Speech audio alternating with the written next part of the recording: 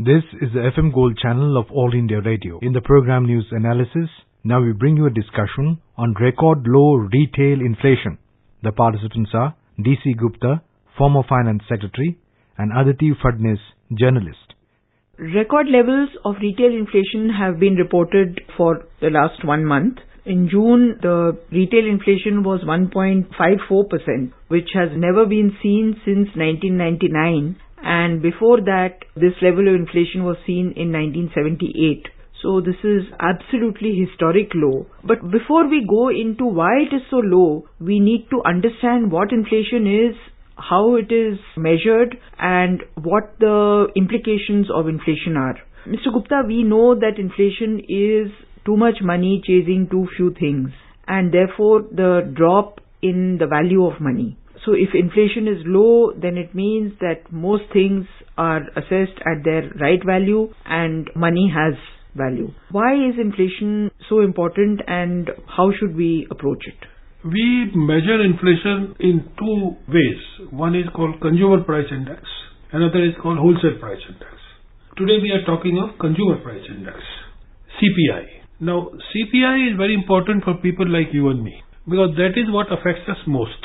As you rightly said, when the inflation is low, then you can get the commodity or services for X amount of money, which you would not have got it had the inflation been higher. This is how the inflation works, because the money buys cheaper, whereas in high inflation you get less. Now there is a procedure, there is a methodology of its calculations. Now it is calculated by collecting various data from different markets by the Central Statistical Organization on a regular basis. They have a set statistical procedure for that. Important thing for that is that while we collect the prices, the indexes are prepared. And when indexes are prepared, you calculate the overall index based on the weightage assigned to a particular group. Now the difference between CPI and WPI is that in CPI, let us say the agriculture or food items, they constitute around 46% of weightage, whereas in WPI it will not be so. So based on that the index is worked out and regularly it is updated based on the data which is being received by the statistical organization. And now second thing is that now this has been changed. Now base is 2012. Earlier it used to be different. Now this was recently changed. Our GDP calculations have also been changed. Base year has been changed. Here also base year has been changed. So this is how the inflation works and calculated. This is a idea of this key figure. When you say CPI index is so much or CPI inflation is so much, one figure denotes which way the price level generally is going. Now this is secondly, it is calculated also for rural areas and urban areas separately. Now inflation in urban areas will be slightly different than the rural areas.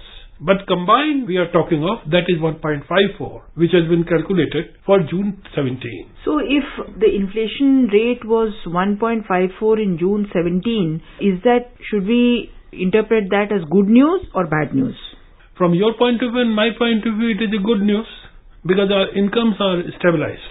We get a fixed amount of money. So with that fixed amount of money, we are getting things cheaper. For example, vegetables have become cheaper. There is a dip in the prices of vegetables to the extent of 20%. Cereals have come down. Eggs have slightly increased or remained stagnant, like that. So you get with the same money more items. So from that point of view, if you see, you can say it's a good news. But then if you see from macroeconomic aspect, from the economy as a whole, it may not be necessarily good news. Because what it denotes, if you go behind it, why it is happening. Now here interesting thing is that market was calculating that inflation will be about 1.7%. Now actually it has become less than the market expectations. And in May it was 2.18%. The highest inflation was noticed 12.17% in 2013. And between 2012 to 2017, average inflation level has been 6.97%. So you can imagine from 6.97% average, if it has come down to 1.54, it denotes something is wrong somewhere. Either the demand is not picking up or the sectoral growth is not taking place as much as it should. On the other hand, it's also true that people who are paid a fixed income can get more for their money than they used to get previously. It means that cost of living has come down. Possibly life is more comfortable now than it was previously when inflation was high. Is that more or less correct? Absolutely, absolutely. For poor people and middle class, this is a boon because you are getting things cheaper. But for the economy, it is perhaps not very good. But that is not the concern of a common man. He is interested in how much he is getting for 10 rupees when he goes. Typically, if inflation is low, you tend to save money. So, would it be a correct conclusion to say that if inflation is low, you spend less on food, you have a little bit more disposable income, and therefore you can maybe spend it or save it, so your savings rate should logically go up? I'll put it this way. We are talking of the inflation level of 1.54% for the month of June. Last month it was 2.17%. Now, if you start thinking from August onwards, then it will be 4%, maybe. Why? Because I think for 1.4% level in June, one of the factors is the seasonal factor.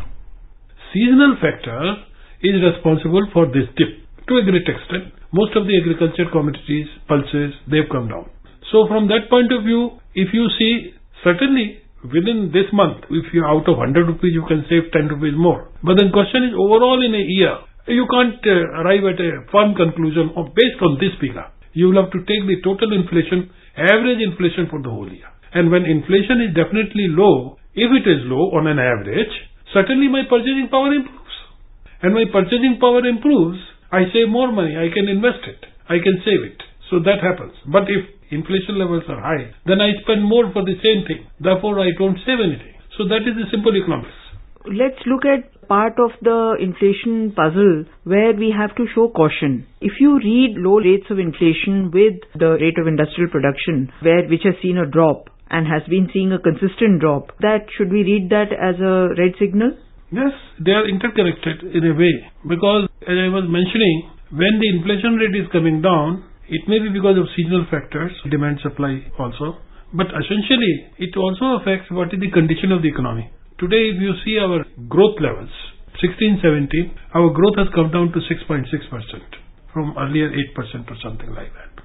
Now, in this growth, if you see sectoral, housing has a dip, mining has a dip, and there are several sectors. Agriculture had slight increase, industrial production and manufacturing has a dip. Now what happens is when manufacturing comes down, then one can understand that so much employment is getting reduced. Now when employment is not there, the money will not be there with the people to spend. And demand will not be there. When demand is not there, then naturally the inflation will be low. So professional economists who can say whether it is demand-driven inflation, low level, or it is supply-driven inflation. To my mind, it appears to be a seasonal factor more, which means supply driven. But demand may be a factor because manufacturing is showing a down growth, real estate sector has shown a down growth in overall GDP, and that is why all this is affecting your demand and supply factors. How worried should we be about the index of industrial production coming down? We have to be realistic. India employs far more people in agriculture than it does in the industrial sector. Agriculture is the backbone of the economy, both from the point of view of employment as well as from the point of view of production. Also from the point of view of the general well-being of the Indian population. We import very few things. Agricultural exports, soybean for instance, used to boom at one point. What does these figures tell us about agriculture? Agriculture has shown a growth in GDP in 16-17 compared to the other sectors. It is 4.9%. Traditionally, it has been 2 to 3%, which is a good thing. But then fact is, we have problems in agriculture sector. As you rightly said, this sector employs fairly large population. Around 60% of population depends on agriculture. Can agriculture, in the state in which we are, absorb that much of manpower? No. So there is underemployment. You need to also look into various other alternatives as to how you take this population out and absorb them elsewhere. Secondly, manufacturing is coming down. That is a source of worry. Now, when manufacturing is coming down, then what is happening is employment, organized employment, is coming down. And I don't know what will be the impact of GST. Because GST will result in one thing over a period of time. That is, informal sector will get merged informally. So now a lot of employment which was in the informal sector, whether they will continue or they will continue in the formal sector, those are the issues which arise. But to flag the issues, one is agriculture. You have got too many people depending on agriculture. There is a need for diverting them or creating other opportunities for them so that they have a decent livelihood. Otherwise, you will feel agriculture distress every time whenever prices fall. Second, manufacturing has to pick up because employment is our biggest problem today. We are having every year, every month, so many people are joining the job stream. Hardly any jobs are being created. Now that is a worry for the government, but I am talking of those organized, well-qualified, high-profile jobs where people get sufficient money to live. So job creation and manufacturing are very intimately connected. Third thing is that what has happened is, if you see the figures, credit offtake of the bank has come down while deposits have increased. So people are putting surplus money in the bank in deposits, but nobody is taking credit for them. Now this is working in two ways.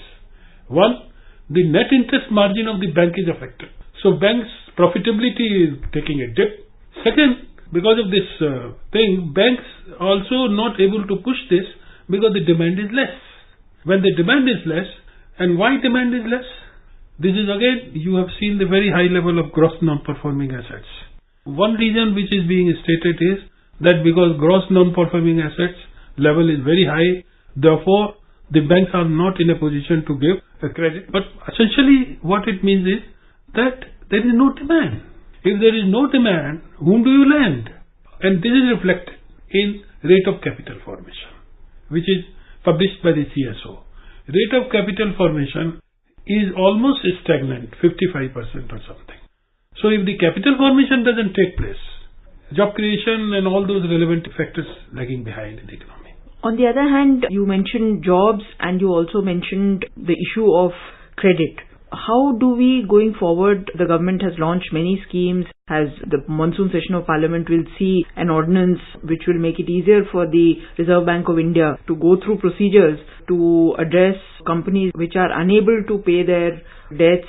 But overall, inflation is like a doctor seeing the pulse of a patient. From the pulse, you can tell that something is right or something is not quite right. If that is the case, then how can we leverage this low rate of inflation? How can we turn it to our advantage? What can we do that will help India progress despite all the acknowledged problems, which part of them are legacy problems? After all, India has been around for 60 years and this government has only come now.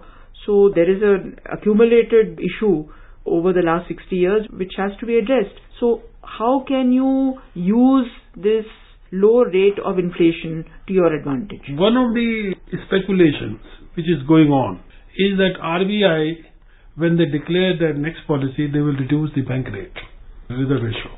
Now, we do not know, because now RBI is governed by a monetary policy committee. Now, they might not take view based on this figure of June only, because last month it was 2 point some odd.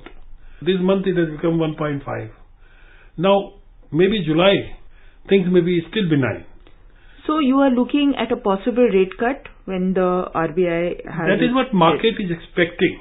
And that could have... But I really do not know whether the rate cut is going to help the industry either. Well, we have to wait and see. Mr. Gupta, you gave us valuable information. Thank you very much. Thank you so much. You were listening to a discussion on record low retail inflation. The participants were DC Gupta, former Finance Secretary, and Aditi Phadnis, journalist. This program was produced and presented by the News Services Division of All India Radio. This program is also available on our website, news.air.nic.in. You may email your opinion about this program at airnsdtalks@gmail.com.